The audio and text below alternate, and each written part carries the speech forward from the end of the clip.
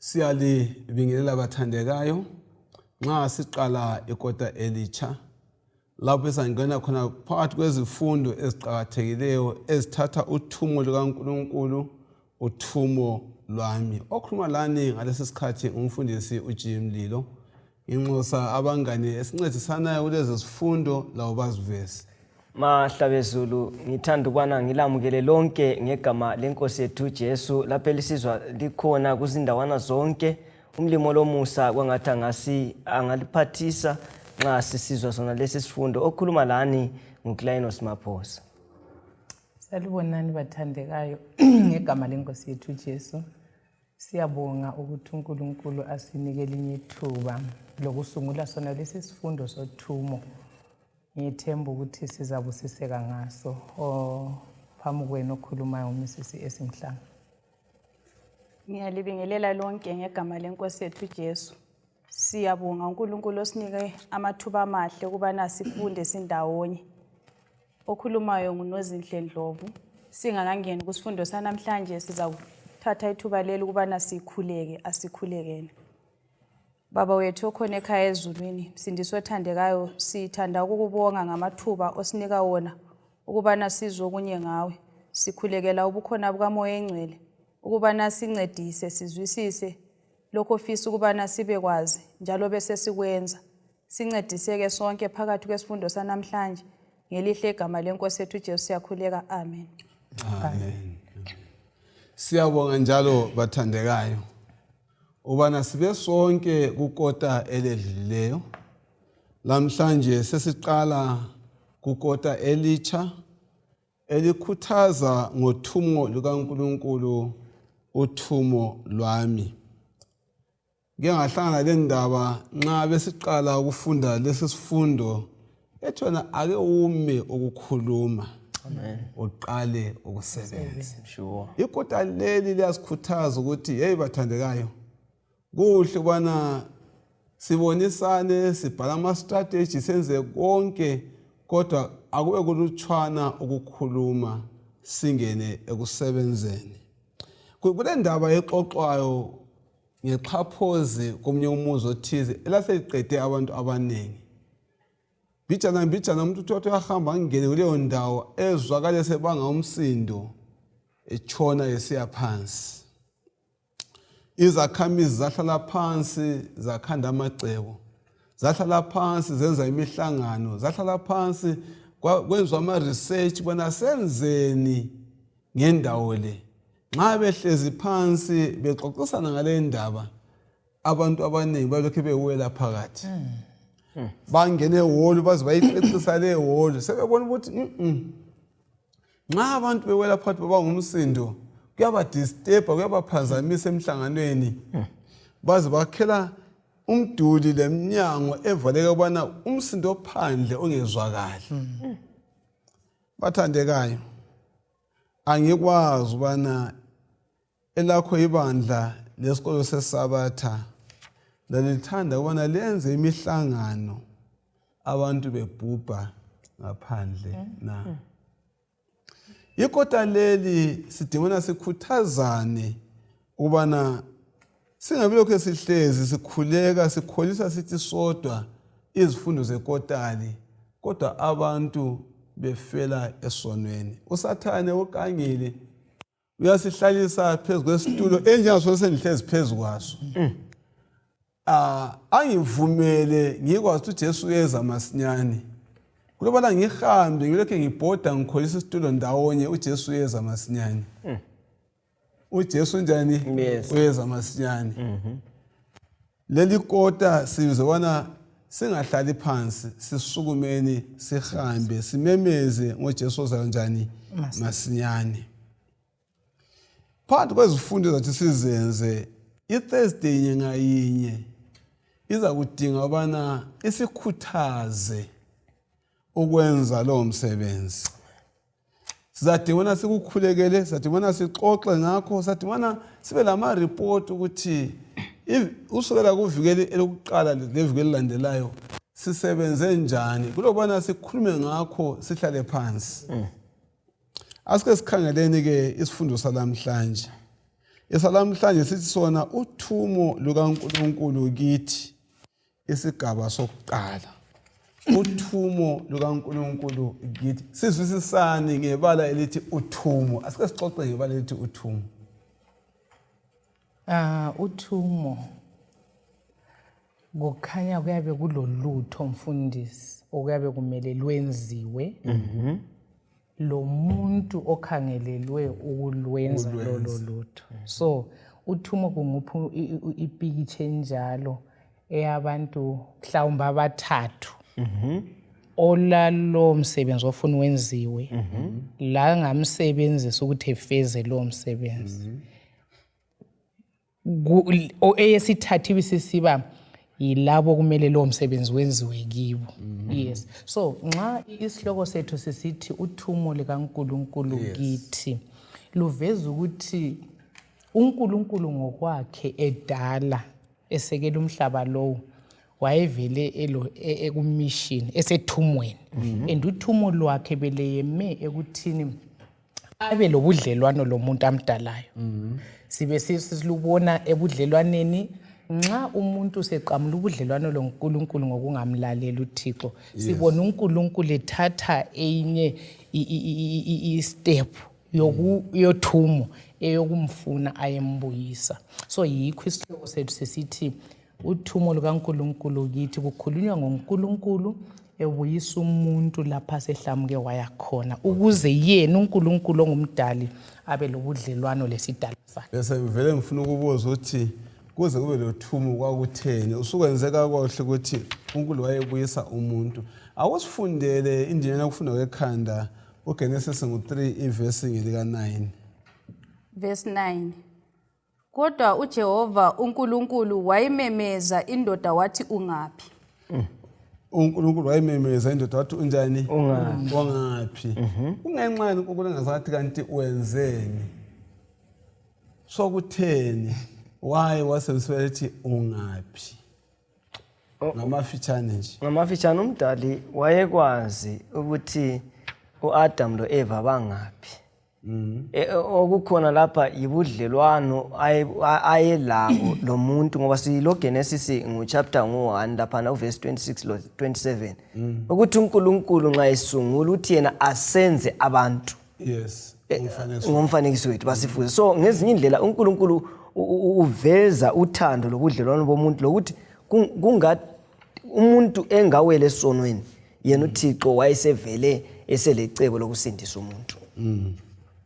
Ukungezelela khonapho nginanzelela ukuthi nxa esithi ungaphi udinga ukuthi elaphe ubudlelwano obasobonakele. Ngezinye indlela wayedinga ukuthi uAdam azisole ngalokho ayekwenzile hathi ukuthi amsole ngalokho asengene phakathi kwakho. Akusibalela amavesi amabili uGenesis 2 verse 16 to 17 ubuye weqe uyesibalela uGenesis 3 verse ngelika 5. Verse 16, Genesis 2 verse 16.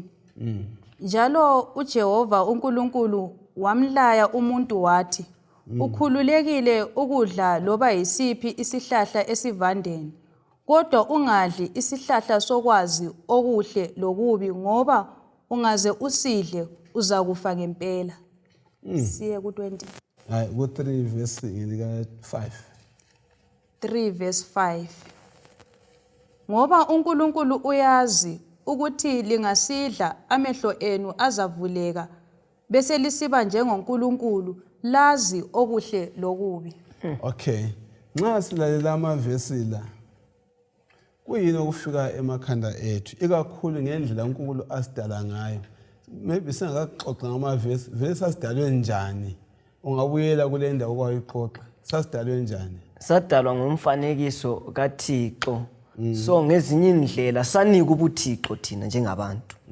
Ukuthi yikho kade silibona umuntu uyakwanisa ukukanika imota ihambe kumbe indizamtshini phaphe. So ngezinye indlela thina silobuNkulunkulu. According to Genesis 2 verse 16 to 17 uvele uJehova wayefisa ubana umuntu aphile njani. uJehova wayefisa ukuthi umuntu aphile iphakade selokhu wayemdale ephelele. Right. Okay, maybe singabuyela futhi kumavesi nalawana kwenza ukuthi sinawululo kozwayo. Okay, this is 2:16. Verse 16. Njalo uJehova uNkulunkulu wamlaya umuntu wathi, ukhululekile ukudla loba yisiphi isihlahla esivandeni. Kodwa ungadli isihlahla sokwazi okuhle lokubi ngoba ungaze usidle uzakufa ngempela. Okay, usafuna ukukhuluma. Bengifuna ukuthinta ukuthi uNkulunkulu injongo yakhe ngomuntu mfundisi ihlambulukile. Futhi ujongela umuntu into enhle. Unoze usephendulela phana ukuthi uNkulunkulu wayefisa ukuthi umuntu aphile phakathi. Yes. But ivesi esiyifundileyo lapha kuGenesis 3 sithola owesifazana lapha esekhuluma lenyoka. Inyoka imthembisa ukuthi lina lingadla lesi sihlahla leza kufana lo uNkulunkulu. Umaphosi uthintile ukuthi vele uNkulunkulu esithi asidala umuntu ngomfanekiso wethu waphinda wathi asifuze. Kusitsho izimilo zethu vele sasifana lo uNkulunkulu. Kodwa amangalawa siwabona kulawana akaLucifer ukuthi wayevele yena ekhawukele ubuNkulunkulu wafisa ukuba phezulu kaNkulunkulu. So yikho asekulethe emuntwini. Kodwa injongo kaNkulunkulu ibiyikuthi umuntu ahlale ephila iphakade elempilo ehlambulukileyo. Okunye sikuthola. Okay, all right. Bengifuna ukuqedisa ngithi ngizwisisa ukuthi edala umuntu umdale ngothando. And uthando kalubandezeli kumbe kalubambi ngamandla. Yikho kuGenesis 16:17 ebapha ukuthi bengakhetha amandla okukhetha sibona bewaphiwa ngasona lesiyana isikhathi ngenxa yothando uNkulunkulu alalo ngomuntu. Usafuna ukukhuluma? Yikhade ngifuna ukuthi. All right, ufuna ukuthinta siyabonga. Sikhona phana. Yes. Uthinte uMrs Mhlanga ngendaba yamandla okukhetha okuhle lokubi.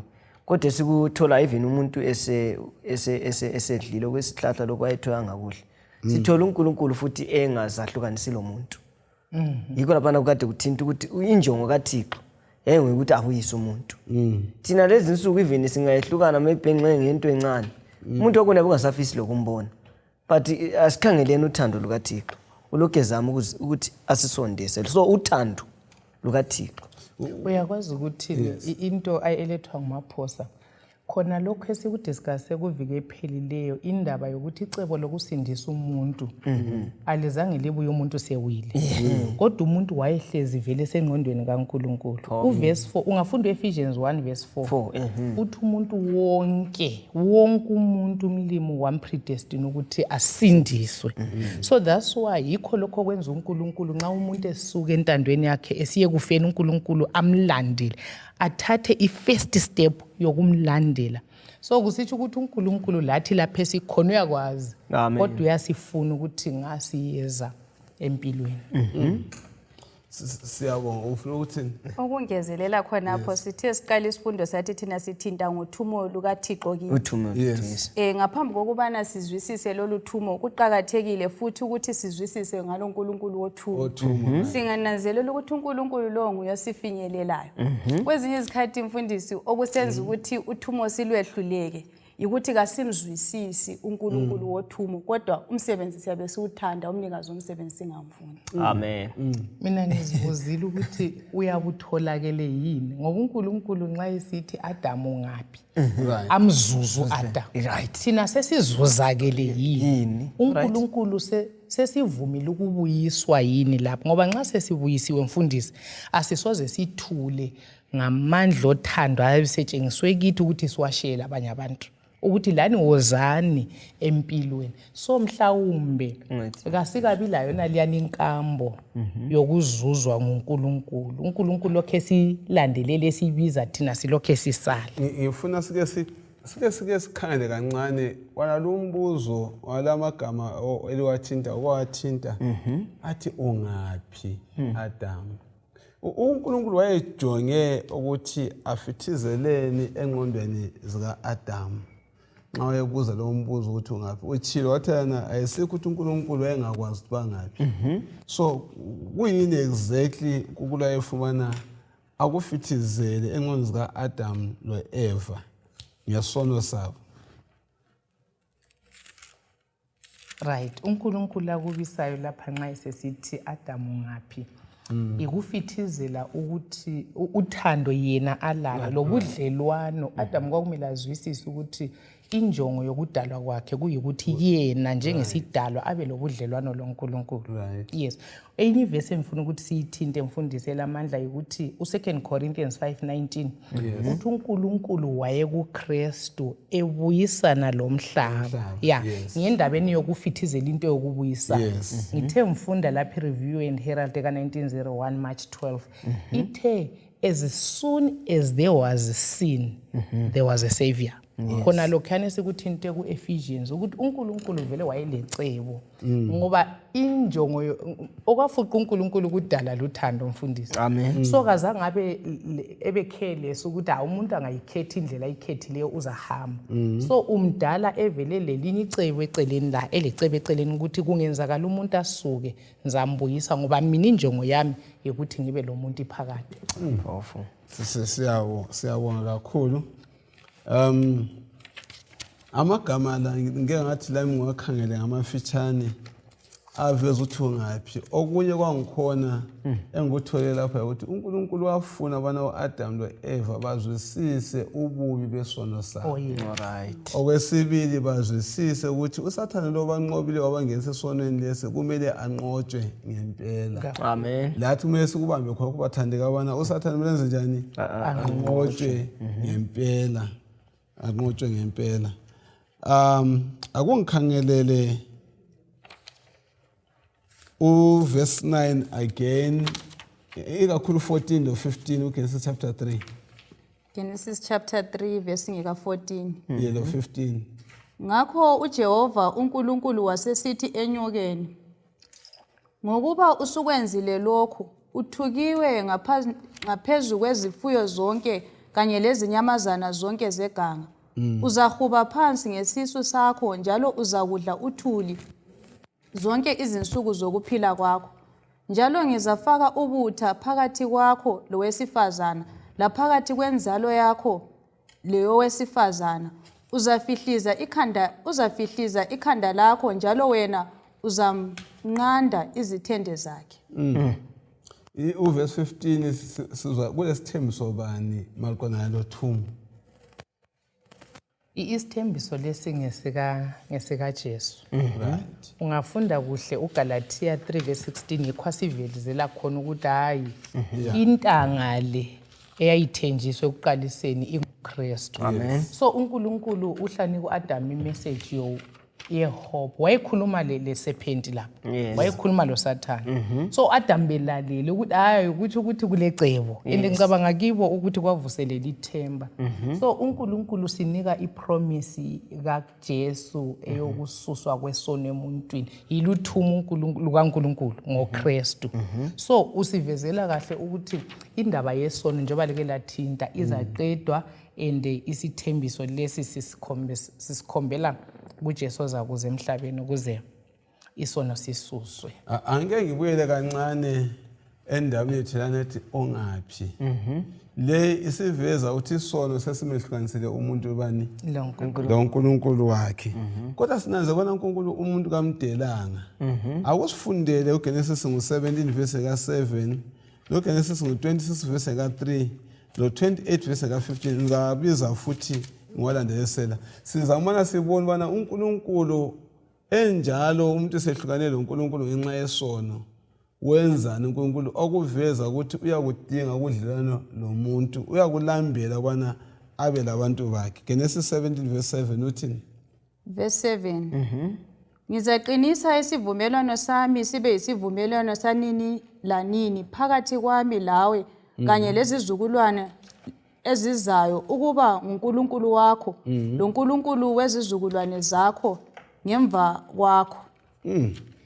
Genesis 23 verse 26 verse 3 Ake uhlale kuleli lizwe okwesikhatshana. Right. Mina ngizakuba lawe ngikubusise.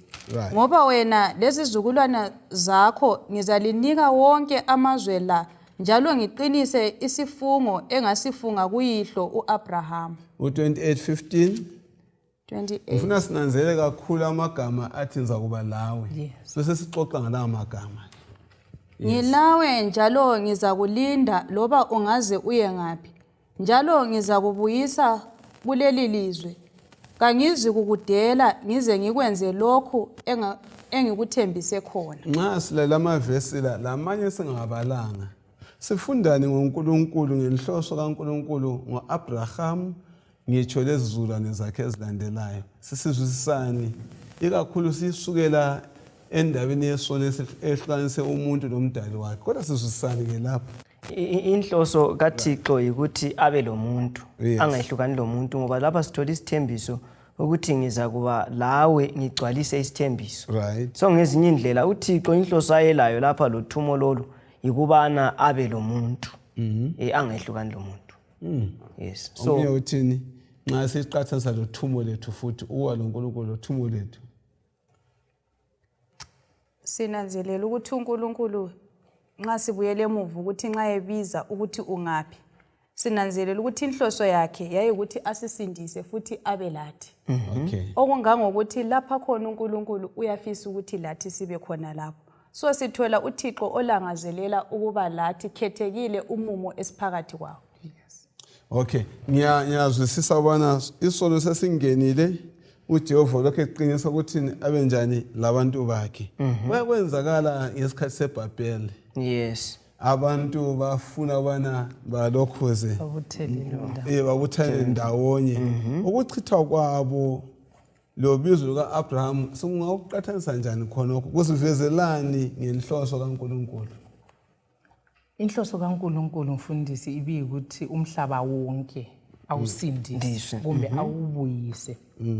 Indaba yeBhabheli yayisisitsho ukuthi abantu bazahlala bendawonye benjalo. Kodwa uNkulunkulu nxa behlezi bendawonye hathi ngobuhle. Yes, athi ngobuhle. Yes. Yeah. Kodwa sibona nxa esebiza uAbraham. Yeah. Nxa esebiza uAbraham kumbe esechithe esechitha abantu beBhabheli. Injongo kaNkulunkulu ibiyikuthi uthumo lwakhe luhambe. uNkulunkulu ufanele ukwaziwa yizizwe zonke.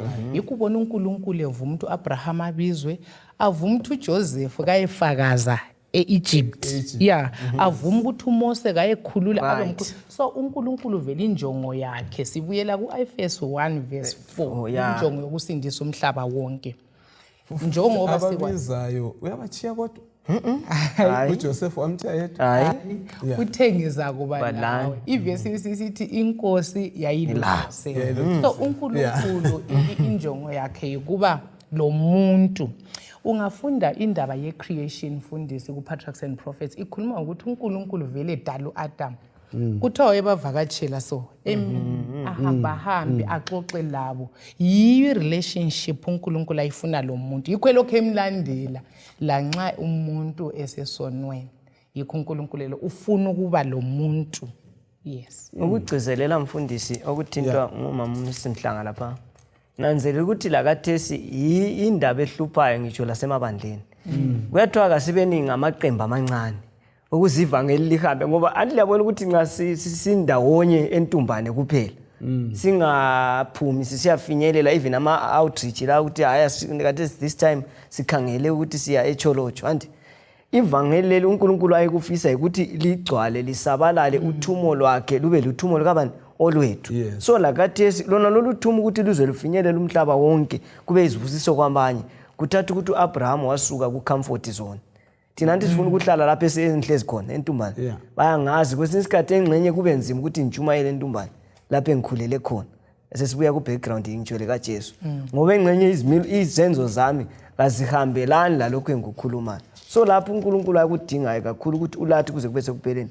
Yikuthi akafuni thina sihlale lapha esikhona kodwa ufuna siye kwabanye kuze bathole uJesu. Engikuthandayo futhi ukuthi uNkulunkulu mfundisi uvezile uthethe uMoses uthi kabakhe indlu sebesenkangala lapha. Yeah.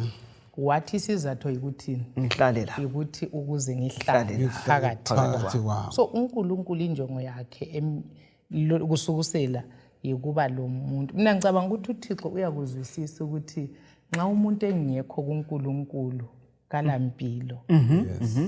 So yikho uNkulunkulu efuna umuntu lapha. Nxa sihamba ngesifundo sethu zananza ukuthi izinsukwana ezimbili ezintathu ezilandelayo lokho sithinta ngoNkulunkulu elabantu. Oyo ngaphusa abantu kuyaphinda phinda into enjani efananayo.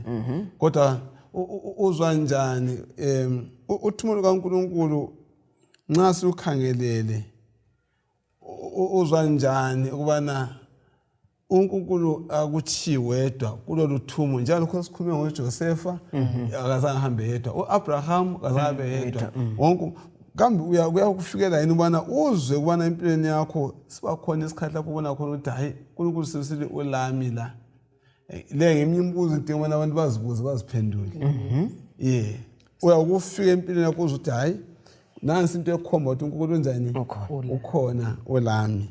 Akumfundele uYesaya 46 ivesi ka9 lo 10 sisiya phambili ngendawo kaNkulunkulu odinga ubana abe munye lathi. Verse 9 lo 10 yes. Khumbulani izinto zakuqala ezendulo. Mina nginguNkulunkulu ngakho omunye. Mina nginguNkulunkulu ngakho onjengami. Mina ngenza isiphetho sazakale kusukela ekuqaleni. Lokuza kwenzakala kusukela ezikhathini zasendulo. Ngithi injongo yami izakuma ngokuphela njalo ngizakwenza konke engikufunayo. Injongo yami izakuma njani ngokuphela. Le verse sizwa isithini maqana lendaba zezothumo. Isivezelani ngoNkulunkulu iletha umfanekiso bani ngoNkulunkulu.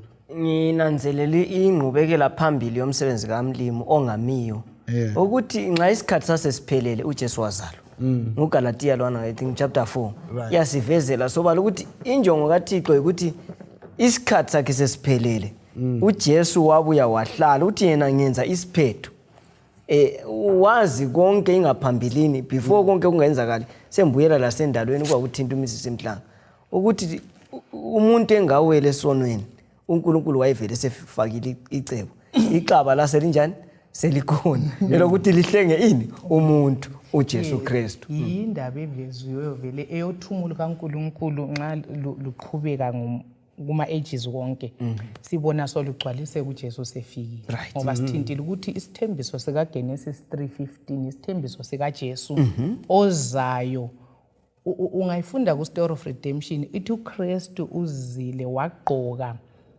kuba ngumuntu okuthiwa yi-incarnation enguNkulunkulu. Lapho kuyini esikufunda ngakho khona okukhuluma ngakho. Sifunda ukuthi uNkulunkulu mina engifunda luthando lwakho le-risk. Ukuthi ekubuyiseni umuntu mfundi ku relationship yakhe lo muntu uNkulunkulu wa riska wathatha i-risk yokuthi uJesu aze. And sibona isibonelo esihle sothumo ukuthi uJesu wayengasithande alehlezi esezulwini lakhe likukhulumileyo okwe-rocking chair ukuthi siyabe silokho sikhuluma siceba lokhu singenzani lokhu kuyenziwe njani kodwa singenzi abantu belokho besifa kodwa uJesu abantu behlaba umkhosi bengabayekele uJesu kazangathule. So khona lokho kusinika i-example enhle eyokuthi uThumo lutsho i-action sukuma senze. Wathatha isimo somuntu. Wathatha isimo somuntu. Ngikhangela ubana usuthile ukuthi uNkulunkulu azangahlale phansi. Izwi azangahlale phansi lokho likhanda amacebo. Thina lokho sitshona phakathi kweqhaphozi. Lenza icebo lathi lifaka ku-action. So lathi kasicebeni sisukume emsebenzini. Uthumo lukaNkulunkulu lukhangelelwe ukuba lupheleliswe yipi injongo na? Kumele lupheleliswe ngayiphi indlela uCaNkulunkulu? uNkulunkulu ivesi efundwe nguNozi laphana Isaiah 46 mfundisi. I-last part ithe injongo yami nzayiphelelisa. Lokho esiphinda ukuthi injongo kaNkulunkulu yikuthi abe lo muntu. So sike sakhuluma ngokuthi uKristu weza njengoNkulunkulu elathi. Wafunda uIsaiah 7:14 ukhuluma ngentombazane ezakhulelwa ibisizala umntwana kuthiwe ngu-Emmanuel. Kusitsho ukuthi uNkulunkulu lobani ulathe. So injongo kaNkulunkulu ipheleliswa ngokuza kukaJesu kuzophila ebantwini, enguGod Emmanuel. Ngize ngayithanda omunye uthe ungayifunda kwaIsaiah chapter 9 verse 6 ithi siphiwe indodana kasiyibolekwanga. Yakwazi ukuthi i-cost yokuthenga umuntu mfundisi inkulu kakhulu, ukuthi uNkulunkulu uJesu enguNkulunkulu abe ngumuntu, agqoke ukuba ngumuntu. Kuthiwe liyana yi-mystery ukuthi wayengaba le nature ezimbili njani. Kodwa esikumangalayo ukuthi waphiwa umuntu. Ngithe ngiyifunda kule Bible commentary uvolume 7a ukhuluma ukuthi uJesu nxa kuthiwa siphiwe uJesu kumbe uNkulunkulu lathi uJesu eternity yonke uyabe ele form yokuba ngumuntu ngoba ezile ukuhle ngumuntu. So ngikhangele izulu lokho elikwenzileyo ku mission yalo kuthumo layo ukuzuza umuntu ukuthi uJesu akungifundele ngoba lo uJohn 1 verse 14 usiya ku-18. John 1 ivesi lingela 14. Yeah, usasike sayixoxa indaba le incarnation yokungena kaKristu. Ufuna nje sike sikhange ukuthi thina kuthumo usincedisa njani. Ulizwi waba inyama wahlala phakathi kwethu. Sibonile inkazimulo yakhe. Inkazimulo yakhe yedwa owavela kuyise egcwele umusa leqiniso. Ufika 18. Ngicine ku 14. Yeah, awuthatha u15. uJohane ufakaza ngaye, uyamemeza esithi, lo nguye engathi ngaye, lo ozayo ngemva kwami usengedlule ngokuba wayevele engaphambi kwami. Ngenxa yokugcwala komusa wakhe sonke sizamukele izibusiso ngezibusiso, ngoba umthetho walethwa ngoMose, umusa leqiniso kweza ngoJesu Kristu. Kakho osezake wambona uNkulunkulu, kodwa uNkulunkulu onguye yedwa oseceleni kukayise usemenze waziwa. Siyabonga ke. Osemenze waziwa lokho kuveza ukuthi uNkulunkulu uyaphelisa ini icebo lakhe. Inthatha yeswa ukuthi uJohane kazange athule. Sithulelane. Yeah. Asike sixoxe le ndaba. Singasithulelane. Ulungisela usifundela uColossians 1 verse 15 to 19 to 20. Thina sithulelane. Okunye ngunanzelelayo lapho kusenza sithule. Funa ubudlelwano bethu loThixo asikabuzwisisi. So lapha sinikwa i-challenge ukuthi thina kumele singathuli nxa sesihlangane loJesu, ngoba uJohane sithola kuze kube sekufeni azaye ukufa ayekufela wayefela iqiniso. So kwesinye isikhathi ukumela uKristu ukuthatha i-risk yobana kade uthinta lapho ukuthi uNkulunkulu waletha uEmmanuel ngoba wayenguye yedwa, but uNkulunkulu wathatha ukuthi endaweni yokuthi kufa umuntu yena wasesifela. Yes. Right, akusifundele uColossians 1 verse 15 lo 19 lo 20. Uzaweqa ufunde ukuthi uColossians 2 verse 9. Verse 15. Yes. Yona isifanekiso sikaNkulunkulu ongabonakaliyo, izibulo kukho konke okwadalwayo. Ngoba izinto zonke zadalwa ngayo, izinto ezisezulwini lasemhlabeni, ezibonakalayo lezingabonakaliyo, loba kuyizihlalo zobukhosi kumbe amandla, loba ababusi kumbe abaphathi, izinto zonke zadalwa ngayo, zidalelwa yona. Ngifundela bani? Ngithena u2 verse 9. 2 verse 9. Ngoba konke ukuphelela kobuNkulunkulu kuhlezi kuKristu ngesimo somzimba. Sisanda ukukhuluma kathesi ngoNkulunkulu enathi. Anthi ndawonye. Sisanda ukukhuluma ngoNkulunkulu olambele ukuba lathi. Kathesi sesikhangela kulama verse ngoKristu elokhe siba lobani lathi esiya phambili. uColossians 1 verse 15, 19, 20 loColossians 2 verse 9 lama verse siwezwa esithini ngempilo kaKristu elapha emhlabeni yayiveza uNkulunkulu ngokupheleleyo ngaziphi indlela. Sixoxele ngayo leyo ndaba. Ukuza kukaJesu mfundisi sibona u2 verse 9 uthe sabona ubuNkulunkulu ngokuphelela and so uJesu uzile lapha ukuveza iGodhead mana ngitsho njalo. Yes ikho engikuzwisisayo ukuthi i-involvement ubukhona bukaNkulunkulu ngokuphelela uNkulunkulu Baba, uNkulunkulu Indodana, uNkulunkulu Umoya Oyingcwele ngoba babe munye ekudaleni bamunye ekusindiseni umuntu. So nxa ukuza kukaKristu kuzile lapho kuveza ukuthi uNkulunkulu ungubani ngokuphelela kwakhe. Yes. Siyayizwa indaba ethintwa lapha kakhulu ukuvezwa uNkulunkulu njani ngokuphelela. Kukhona lokwengeza ukuvezwa ngoNkulunkulu ngokuphelela. Ungezelela khona apho sinanzelela ukuthi uNkulunkulu lokho akwenzela uJesu elapha emhlabeni lathi njengabantu uyenelisa ukuthi asenzele. Ungananzelela uJesu lo Uthumo walwenza okuveza ukuthi amandla wonke lakho konke amncedisa ngakho emthungamela. Silesiqiniselo sokubana nxa singena kulolu Uthumo lukaThixo asingeneli ukwehluleka ngoba esimlandelayo kehlulekanga. Okay. Esimlandela kanjani kehlulekanga? Right, lokho ngikhangela indawo lokuphelela ukaNkulunkulu. Kule ndawo lapho uJesu Kristu athena khona obone mina usebone ubaba. Utshoni khona? Wayetshela uThomas, ya mina lo baba sinjani simunye. Sizwisisa ukuthi uJesu uvezile ya i-character or i-oneness engizwisisa ukuthi ubunye simunye esimilweni simunye. Nxa ubone mina ubone nje. So uJesu nxa uzile ukuthi asivezele ukuthi uNkulunkulu unjani ngesimilo unjani le purpose ubunye enjongweni yikho ubona even kubaptism sibona ubunye khona lapha.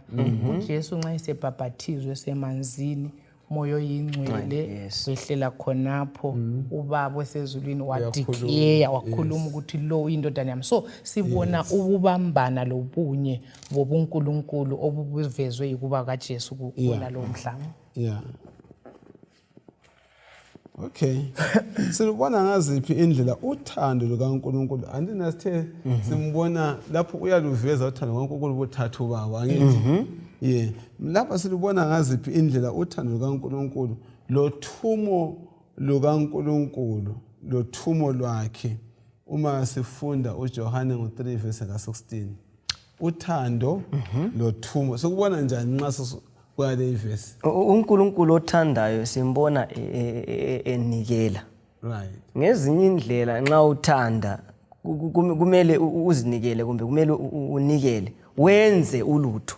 So sithola uNkulunkulu esenza ulutho ngokusinika uJesu. Uthando olungela zenzo ayivele yes lufile. So sike sakuthinta ukuthi uNkulunkulu mfundisi nguye isibonelo esihle sokumenze efuqwa luthando. Amen. So uNkulunkulu uJohn 3:16 uthi okokuqala uNkulunkulu wathanda. Vele sidala wayesithanda futhi esihlenga uyasithanda. So esesithandile wapha. So abanye abesikhiwa bathi love is a verb ukuthi uthando kufanele lutshengise ngezenzo. So uthando yisenzo ukuthi. Yeah. Amen. Sukuma wenze. Right, ise all right. Bengabantu beyisenzo. Sibona yes ukuthi mfundisi uKristu uNkulunkulu uqhubeka elathi. Uqhubeka elathi efuna ukuba lathi. Yikho even emfuna ukuthi sikunanzelele ukuthi lithe Uthumo uthando loThumo. uthando loThumo, yes. Nxa kuyikuthi luthando lwafuqa uJesu ukuthi aze lapha, bekufanele ukuthi thina esimamukeleyo uKristu lathi sifuqwe luthando, ngoba uyayikhumbula ukuthi indoda leyana yabuyibuza ukuthi uphi umthetho omkhulu kimi. uJesu wamphendula wathini uMatthew 22, uthanda uNkulunkulu wakho ngenhliziyo yakho yonke, langomoya wakho wonke, langokho ubusuthanda umakhelwane wakho njengoba uzithanda. So kangisoze mfundisi nxa ngivela uNkulunkulu ngimthanda, le ndalo yakhe ngizayithanda. So nxa umakhelwane wami ngimthanda, ngizathula njani ngingayimtshela ngempilo lesiyibizelwayo? Ngoba kuthi ukuthi uzakufa as long singasukumi siyetshela umakhelwane bethu. So mbone ngani okufuqa okumele kusifuqe mfundisi uthando lwethu kuNkulunkulu. Amen. Yikuthi esivine kuzo Simon. Simon son of Jonas, uyanithanda na? Nxa uyikuthi uyanithanda, feed izimvu zami. So i-condition kumbe okumele kusifuqe ukuya emsebenzini, ukuya ethumeni lukaNkulunkulu, ukuthanda uNkulunkulu lokuthanda umakhelwane. uPaul uthini? Uthi uthando kaNkulunkulu uyangenzani? Okuyinkulumo yabatsha. Yes. Luyangifuqa. Ngifuna ukulandela amazwi akhe la aveza ubana uthando luyakwenza uthathe inyathelo. Ngike ngabona yendoda yatsha yangena phakathi komlilo uvutha ikhipha abantu abayo. Yatsha, unfortunately ayizange iphile ke leyo ndoda, yatshona. Lo mnye umntwana wakhona kanjani watshona. Alright. Isibindi sokungena endlini ivutha umlilo owakumfuqa luthando. Amen. Kungela ababeseceleni abangela ukuthintana lalabo abantwana bakhala besemaceleni ukuthi bangena bangenanga. Kwathatha uthando ukuthi umuntu omdala angene phakathi, kwathatha uthando bana uJehova achiye izulu abuye lapha azohlala azasifela. Ungikhumbuza Uthatha uthando futhi ukuthi sihambile abanye abantu njalo kuthile uthi ungikhumbuza. Ungikhumbuza ukuthi uthando lo lesithandwe ngalo involve i-risk enjengale indatshana osinika yona, ukuthi nxa engasaphilanga kodwa wayefuna ukuphila kwalokho ayekuhlenga. Yes. Desire of Ages of page 131 nxa ikhuluma ngendlela uKristu owavoqwa ngayo nguSathane lapha ku-temptation. Yes. Uthi he risked i-failure le-eternal loss ebuya la. Kwakungekho obvious vele ukuthi uzanqoba. But kwakuyi-real conflict okwakumele angene kiyo anqobe. So uthando lu-involve i-risk. Ungabona? So lathi yikho esithi kumele sisacrificele our brethren. Vele uthando lule-sacrifice. Sure. Bekumele ukuthi okwethu kungama. Yes. Uhambo kwabomakhelwane. Siyabonga. Asikhangela uMateyu 28 verse 18 to 20. Sibona ukubana ngalasithembiso bani esingasithola kula mavesi kumazwi oThumo. Amazwi la asiqinisa njani okwenza sihlale kulolu uThumo lathi singene phakathi komlilo ovuthayo. La mazwi asiqinisa njani? Sofumana uMateyu 28 verse 18 to 20. uJesu weza kubo wathi, wonke amandla ezulwini lasemhlabeni aphiwe mina. Ngakho hambani lenze abafundi ezizweni zonke, libabhaphathize ebizweni likaBaba lelendodana lelikaMoya oNgcwele, njalo libafundise ukulalela konke engililaye ngakho. Ngempela ngilani kokuphela kuze kube sekucineni kwesikhathi. Angikakhangeli ngokwenza bebe ngabafundi. Ngisakhangele ngamazwi angangenza ngiqinisele ngihambe. Iwaphe sofumana kulamavesi. Asiqinisa bona sihlale sothumeni. Sithola ukuthi lapha asila kwesaba nxa sihamba ngoba amandla wonke aphiwe uNkulunkulu. Amandla wonke number 1. Futhi uhlezi elathi kasitshizi zona. Ngamandla wonke aphiwe uNkulunkulu uhlezi njani futhi? Elathi. Elathi ukhona okwengeza khona. Mina bengifuna ukuthi ngithi mfundisi even ebathuma abafundi waqala wathuma aba12 wasethuma abangu70 ukuthi wathi uNkulunkulu uJesu sithuma ekwazi ukuthi kulempikiswano lesitha. So yikho esinika isiqiniselo phela esokuthi bhekani ngilani ngoba usathane thina mfundisi vele kasesabi hayi vele wesaba uJesu. So nxa silo Jesu singabanqobi isisibindo kumele sihambe laso akulandaba. Siyabona abantu bebotshwe amadimoni, abanye sesaba ukuchawa amadimoni, abanye sesaba kulezinto ezigejelwe phansi emzini yabantu eziyingozi kakhulu ezomnyama. So iassurance leyi yiyo kumele ukuthi ikhiphe kwesaba. uJesu wathi ngilithuma njengamawundlu phakathi kwamaganya. So usathane ulolaka kodwa kasesabe ngoba unqotshiwe. Siyabona. Sikhona bana mfundisi ungezelela ukuthi umuntu okunika uthuma andivele isihloko sethu sikhuluma ngothumo. Ngumuntu ovele elobudlelwane lawo. Kalutshwana ukuthi umuntu abonga ukuthi suka athi ngicela uyendithathela lokho engakwazi. So uJesu nxa ebathuma abafundi uyabazi. So wayelokhe labo lakathi esilathi uJesu nxa esithuma esithi hambani ulathi. Right. Ngiyabonga amagama okucina watsho ukuthi lakathi sokhe njani elathi ngekindlela esekutsho lapha ukuthi singesabi ukwenza uthuma kaNkulunkulu. Kulesithembiso ukuthi uza njani uzaba lathi yikho ngaseza sihlale kulo uthumo kwabani lukaNkulunkulu. Akungifundele uJohane 14 verse 1 usiya ku3. Johane 14 verse 1 ingeka1 usiya evesini lesithathu. Inhliziyo zenu kazingakhathazeki. Thembani kuNkulunkulu, thembani njalo kimi. Emzini kaBaba kulezindlu eziningi. Aluba kungenjalo ngabe ngalitshela. Ngiyakhona ukuyalilungisela indawo. Njalo nxa sengiyelilungisela indawo ngizabuya ngizolithatha ukuthi libe lami ukuze lani libe khona lapho engikhona. Siyabonga. Singakhohlwa bana isihloko sekota lonke luthumo lukaNkulunkulu uthule uthumo ubani kithi. Sesithintile kabanzi ngoba naNkulunkulu ufisa bana asifinyelele. uNkulunkulu ufisa bana abe lathi, uNkulunkulu ulathi uyakholokha njani elathi. Khathe sihlala lesithembiso kulama verse uJohane 14 verse 1 usiya ku3. Yiziphi izithembiso asithembisa zona ezisenza sibe lesibindi sokuthi sime uzokufika esikhathini sokuphela? Umbhalo lo usifundisani?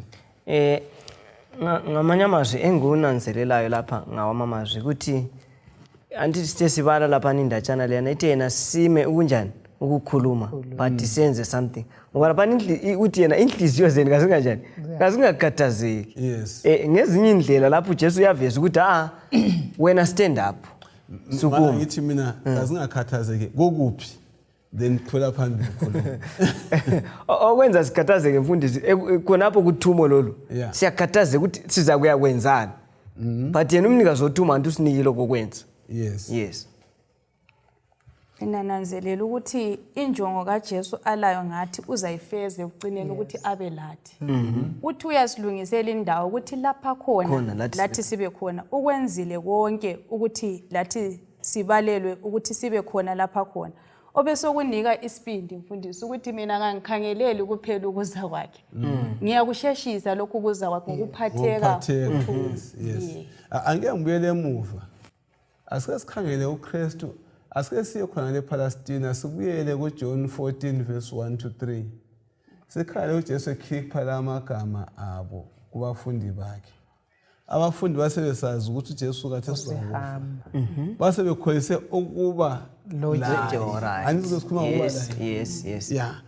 Basesimene esinjani nxa sebekwazi bona lo muntu usehamba usesishiya sodwa lapha emhlabeni futhi sithunyiwe. Yes.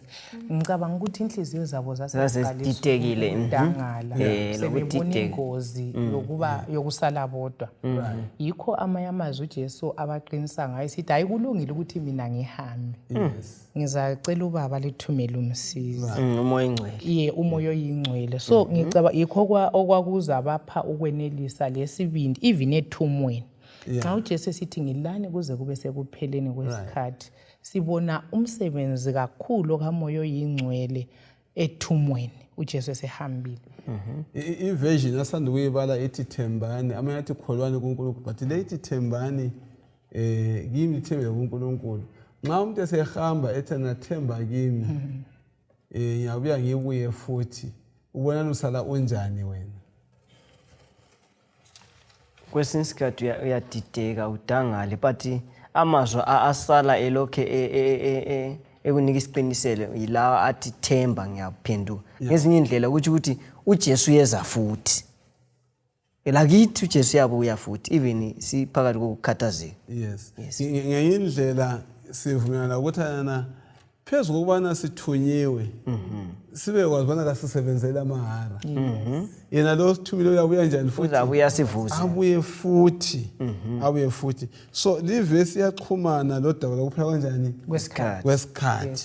Yes. uSamuel 21 verse ka3 abe sesithini? Athanda ukusiqinisa kokuphi? Ungamncedisa njani omunye umuntu futhi okumvusela ithemba kuye uKristu na? uSamuel 21 verse ka3. Verse 3. Yes. Ngezwe ilizwi elikhulu livela esihlalweni sobukhosi lisithi. Khathesi ikhaya likaNkulunkulu selisebantwini. Uzahlala labo. Baza kuba ngabantu bakhe, njalo uNkulunkulu uqobo uza kuba labo abe nguNkulunkulu wabo. So ngithe mina mazwi bani athanda ukuqinisa ongawenza ubona uncedise omnye umuntu ngawo ukumvusela ithemba nxa usizwa la mazwi kaSamuel 21 verse ka3. Lapha sithola ukuthi uNkulunkulu uza kuba lathi uzasivuza. So like lathinta indaba ukuthi lapha kasisebenzela umvuzo ophelayo but sisebenzela umvuzo ongunaphakade. Right. And lapha mbona kuyikho ukupheleliswa amaphosa kwenjongo kaNkulunkulu. Sikhumbula ukuthi uPsalms 46 verse 10 uthe injongo yami yaphelelisa. Amen. So sithe injongo kaNkulunkulu siveze isifundo yokuba lo muntu ujonge edala umuntu bele njongo yokuthi abe lo muntu. So sibona lapha ekupheleni kwesikhathi uNkulunkulu esedala izinto zonke zisiba zintsha. Umuntu uyahlala lo uNkulunkulu iphakade. Yes. Ngibe sengiyithanda lapha mfundisi ungayifunda ilast part great controversy, the home of the saved. Ithi isigodlo sikaNkulunkulu. Siza kwehla sibe semhlabeni lo owaba isigcawu sempi. Phakathi kokuhle lokubi lapho uKristu abuya wazokufa kwehlazo wanqunulwa wakhafulelwa waliwa.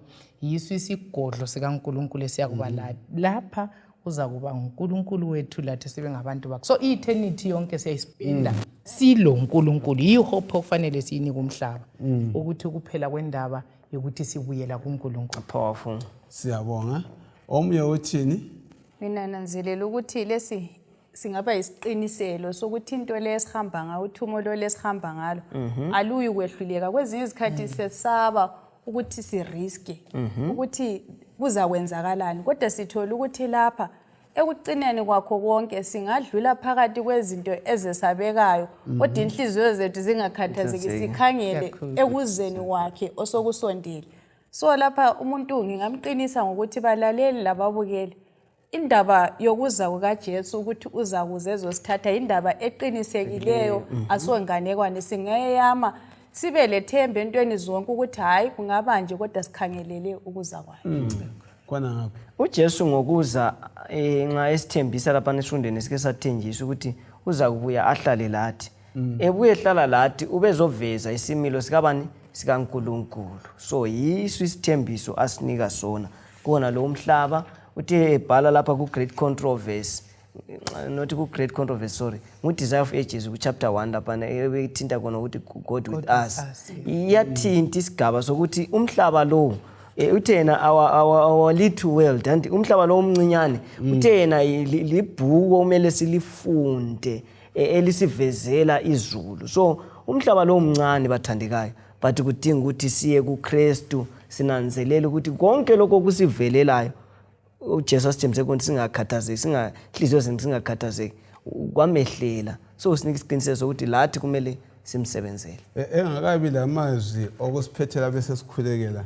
Ngithanda ukuthi ngithi mina kusifundo sethu sikhangele ukuwa komuntu. Sabona uNkulunkulu engumsunguli wothumo lethu.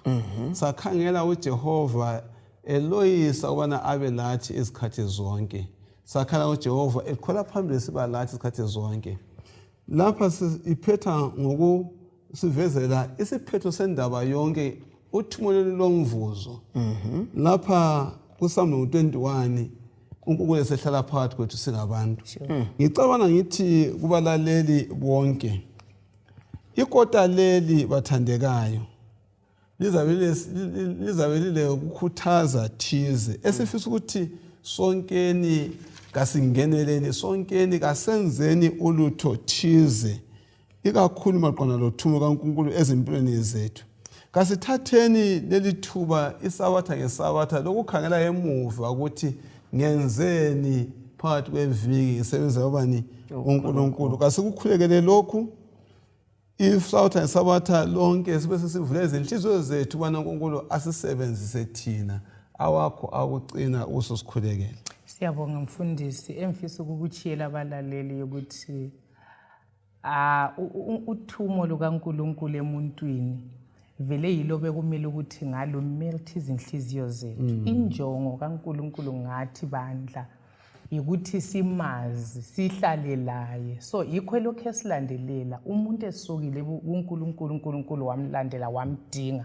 NgoJesu uNkulunkulu umhlaba lo uthethe esandleni sesitha. So sonke uNkulunkulu usijongele ukuthi sibe lempilo ephakade. Kasamukeleni indlela kaNkulunkulu yokusisindisa. Lathi bese sitshela abanye ngaleyo ndlela uNkulunkulu abese sizukuzosithatha masinyane. Singesabini ngoba uJesu unqobile. Asicimeze sibe lomthandazo. Baba wethu oyingcwele okhona ekhaya ezulwini, sithanda ukukubonga ngothando lalo ngomuntu. Sibonga ama-risk lothando lakho konke okwenzileyo ukuze umuntu atholakale. Sicela amandla okuphunyuka esandleni sesitha size empilweni. Umishini yakho iphelelisiwe ngesiphambano. Shuwa nxa sikhangela indaba yokuthi wena wehla wathathisa indawo yethu ukuze usifele thina siphile. Siyamangala ngothando olunjalo. Vuma size ngakuwe sisabele lolu thando bese sisindiswa. Sitshela abanye abangakaluzwa lolu thando labo balusabele baze empilweni. Sonke ubusuzosithatha ngayo uJesu inkosi. Amen. Amen.